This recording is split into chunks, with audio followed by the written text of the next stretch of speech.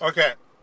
Това е много интересно. В момента слушам радиото за нов вебсайт, който е за... казва се P-Time. Фактически, кога можеш... има вебсайт, в който хората ти казват в определени филми, кога е хубаво време да отидеш и да отидеш до туалетната. Нека да чуваме малко. Moments that we can pick out in a movie and say, you know, this might seem like one, but no, don't go now. This is the don't miss part. Okay. Exactly.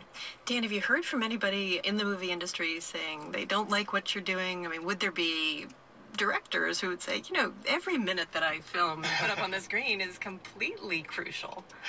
Well, not yet. Maybe people involved in the production of a film could submit pee times or contact me and say, you know, this is actually a good time to go pee during the movie.